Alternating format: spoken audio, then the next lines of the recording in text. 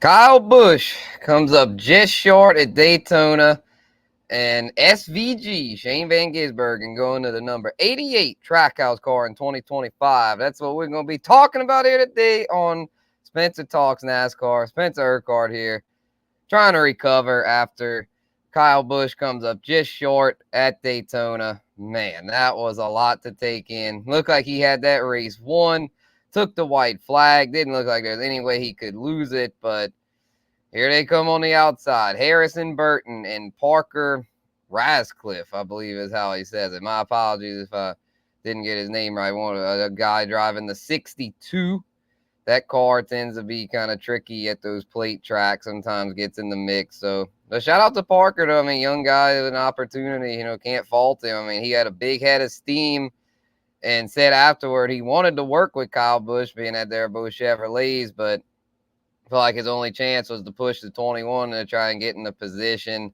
Unfortunately for him, he fell back to like 7th, but that push gave 21 Harrison Burton the momentum he needed to get in front of the 8 of Kyle Busch, and they were right there. Kyle Busch didn't lift, kind of bumped Burton a little bit. He went down below the yellow line, but NASCAR deemed that he was forced down there, and so he was able to come back up, block KV, and get the dub and get a playoff spot as a result. That's the thing that really pissed me off about the whole thing. I mean, congrats to the kid and the Wood brothers. I mean, that's their 100th win as an organization. As someone that appreciates NASCAR history, it was cool to see the Wood brothers win.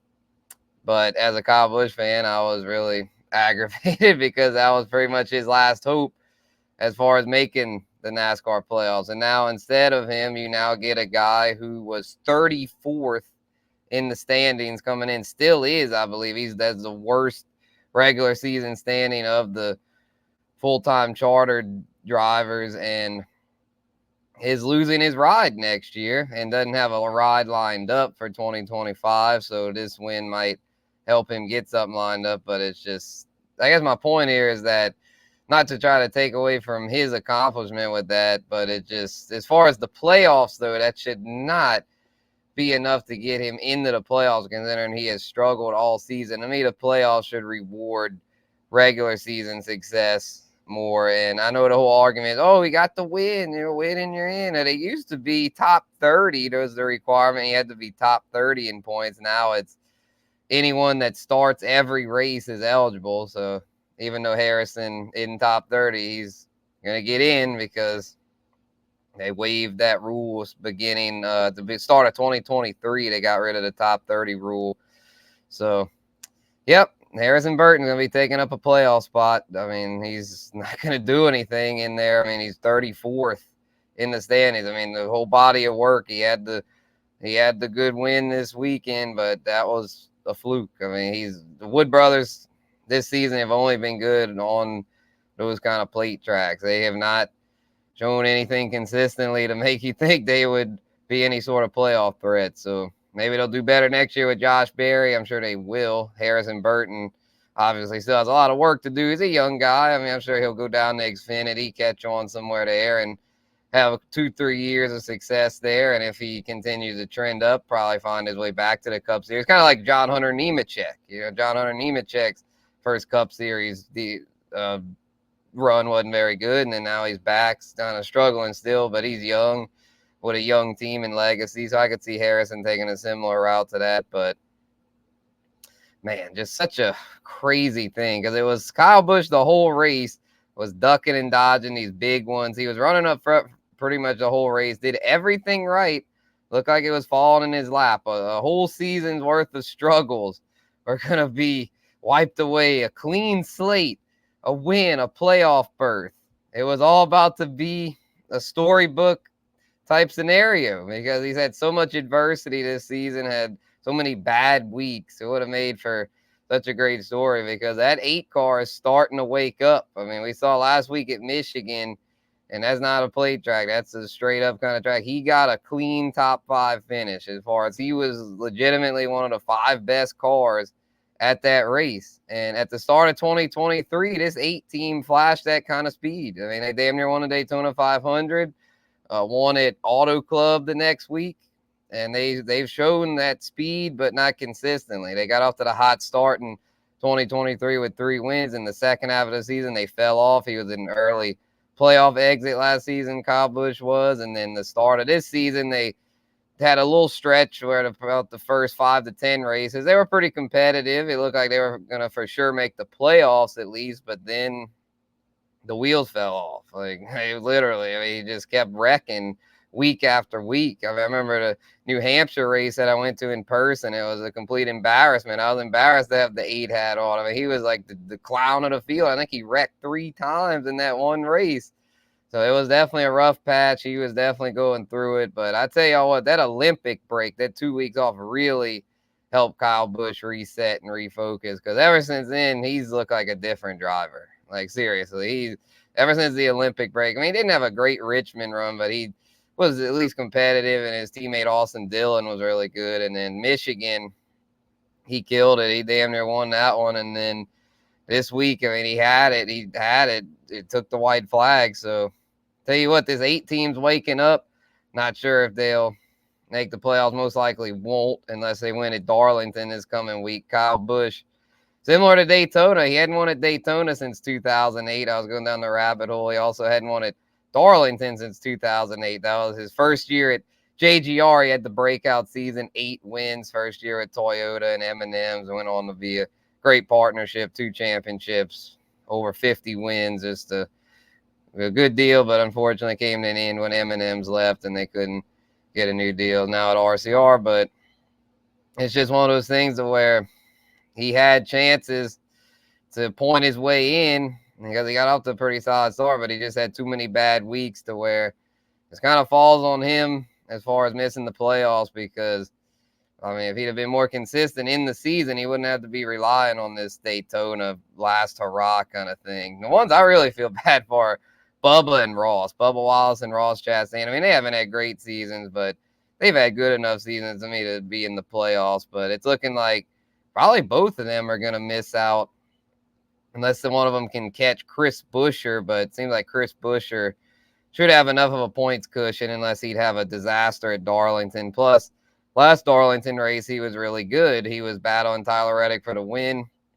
Reddick got into him. They both got messed up, and then Brad Keselowski stole the win from him. So I think as long as Buescher stays out of trouble, he's for sure making the playoffs. Same with Ty Gibbs. Ty Gibbs finished second there to Keselowski in the spring. So with both Buescher and Gibbs being really good at Darlington, I doubt Ross and Bubba will be able to sneak into the playoffs unless one of them could come up and win. Or Kyle Busch. I mean, that last spot is kind of up for grabs. If you're Chris Buescher, he might be able to sneak past Ty Gibbs, and then Ty Gibbs would get knocked out. But Ty Gibbs seems pretty safe. He would have to basically wreck out in order to not make it. Martin Truex Jr., he has such a points cushion. They showed the playoff predictor. He's a 99.99% chance to get it. I don't know what kind of scenario would have. He'd have to miss the race. That'd basically be the only way. I think that's basically what they're saying. He just has to start the race, and he's in. So don't have to worry about Truex. Jaded Truex fans, don't worry. He's getting a playoff spot this time, even though he doesn't have a win. He's been struggling lately, though, man. MTJ, his last season. Hopefully he can get it together for the playoffs because he surely hadn't run well lately. But Kyle Busch is looking better, but unless a miracle happens at Darlington, doesn't look like the playoffs are happening. But, man, yeah, that Harrison Burton deal, that's like, it's bittersweet. I mean, it's sweet that the kid got the win. You saw Jeff Burton celebrating. I mean, the Burton family, I mean, you can't dislike the Burton family. I mean, they're one of those tried and true racing families. I mean, I don't think Jeff Burton has a single skeleton in his closet. That dude seems as tried and true as they come. But just, it's this goofy format, in my opinion. He should not have a playoff spot. I'm sorry. That is just silly. I could see like Suarez and Cindric. That Suarez is slightly outside of top 16. Kyle Busch actually just passed him for the just straight up top 16. But I mean, Suarez got the win, edged him out at Atlanta. So, all right, you can have your spot. And then Austin Cindric, 19th. That's good enough. I mean, to me, it should probably be top 20, probably the top 25 if you want to mix it up. But anyone outside of top 25 should not be in the playoffs. Just like Austin Dillon. I know they ended up encumbering his win. He's got his final appeal today. Highly doubt anything's going to change with that. But if it does, that would really shake things up. But don't expect anything there. But if it wasn't for that, you'd have two guys outside of the top 25 taking up spots, and then that would have screwed over Chris Buescher, because it would have likely been Chris Buescher, Ross Chastain, and Bubba Wallace would have all been on the outside looking in that case. And I mean, it's just, you want to have your best 16 in there, and that's just my take, but I guess some people just like it just kind of random and jumbled up. So comment your thoughts. That's just my take on it. So, yeah, kind of frustrating, obviously, as someone else rooting for the number 8 car, definitely disappointed, but we're over it now. We're moving on. Hopefully Darlington goes well for him. He seemed to be in a really good mindset despite the second place. I feel like that Olympic break was something clicked, man. I don't know if he went and saw the freaking Zen Master or what, but Kyle Busch definitely seemed to be in a much better headspace lately. So, yeah, Harrison Burton got the dub, KB second. Christopher Bell, shout out to C. Bell, Kyle's old teammate. He was pushing him there, but couldn't quite get him the victory. Bell there gets the third place. He has been really good ever since the summer months. Cody Ware sneaks a top 5. It's typical Rick Ware getting one of their cars in the top 5 of these crazy plate races. Ty Gibbs sneaks a top 5, and then let's see, Bubba, the Parker Ratzliff kid. Yeah, he should have gotten a little better finish, but 7th. I'm sure he'll take that. That's a big deal for a young guy like that. Then Brad Keselowski, he had bad luck. He had to serve a penalty, but pit pass through, but still ends up with a top 10. Daniel Hemrick and Chris Buescher round out the top 10. RFK, man, RFK is really good at these kind of tracks, and they expand to 3 full-time cars next year, man. RFK in front row, man. Ford is just dangerous at this kind of stuff. I mean, RCR, probably the best Chevy team here. And then the Toyota is pretty good too. But, man, those Fords, the freaking Wood Brothers, Penske, front row, in RFK, man. And even Stuart Haas. I mean, Josh Berry was running good. And Stuart Haas ain't going to be around next year. But, those guys are, Berry will be with the Wood Brothers. Gregson go in the front row. Priest potentially in the third RFK car. So, yep, gonna be interesting. But yeah, that's the top finishers as we just go through it here. Most of these guys all had issues. That race had like 2 or 3 big wrecks. So just, yeah, these guys just kind of had it all go wrong for them. I mean, you obviously had to be fortunate to still be alive here. I mean, look at all these good drivers. I mean, Barry, Byron, Reddick, Blaney, McDowell, Logano, Justin Haley was running really good, got taken out. Just SVG had issues. Chase Elliott, Denny Hamlin, just so many big names. Daniel Suarez, I mean, it's kind of racing, just such a crapshoot. But it was a fun race though. Even though KB came up short, I enjoyed it.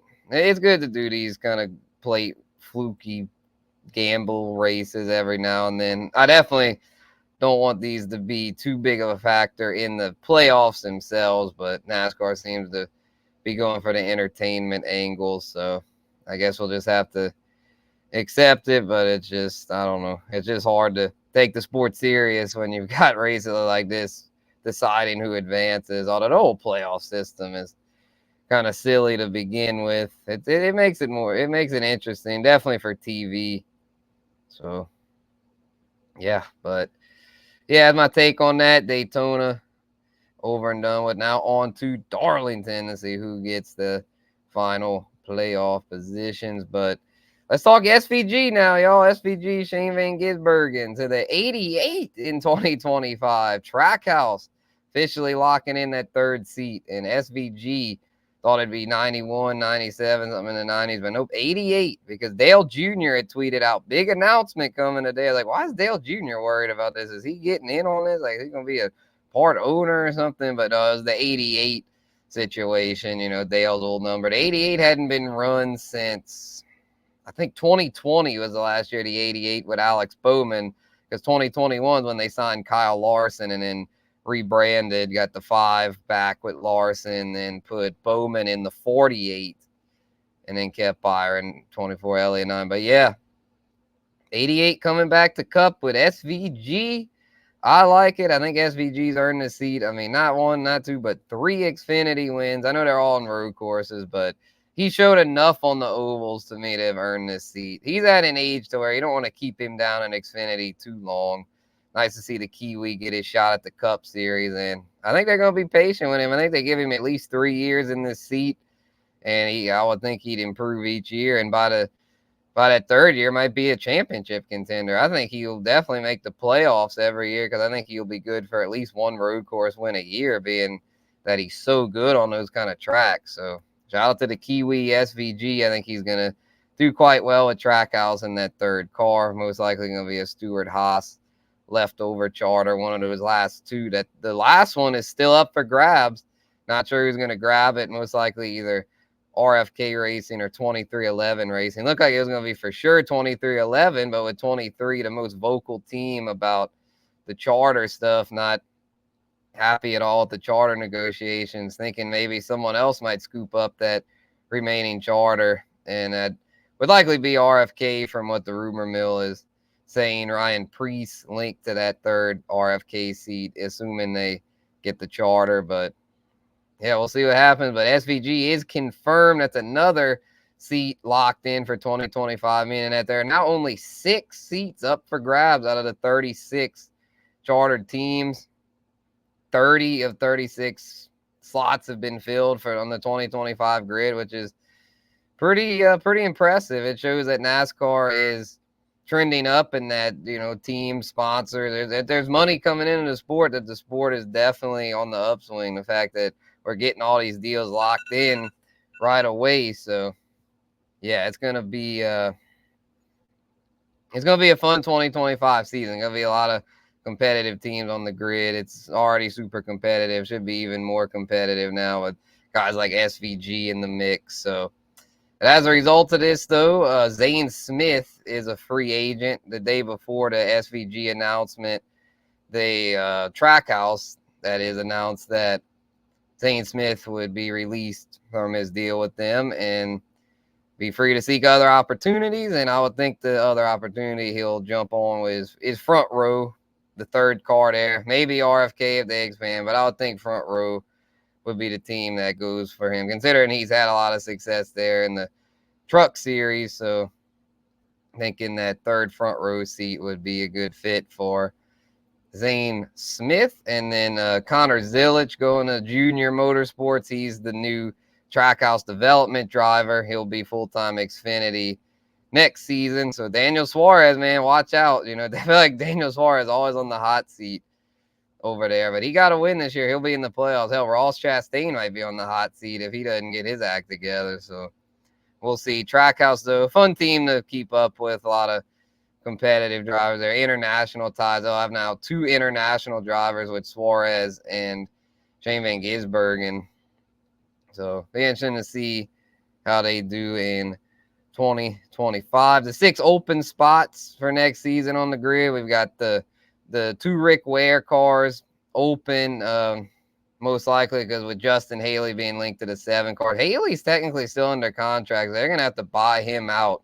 Rick Ware might get a nice buyout settlement there, kind of like RCR with Tyler Reddick. So we'll see what happens there. But Haley technically under contract, but don't expect him back at Rick Ware. Thinking he'll go to that 7 Spire car, another one of those open seats. Haley's the only legitimate rumor that has been floated, as far like Kyle Busch obviously was floated, but that's not legitimate. He's clearly under contract with RCR, and I don't see where Spire would be an upgrade, if at all. So looking like Justin Haley to the 7, barring some last minute changes.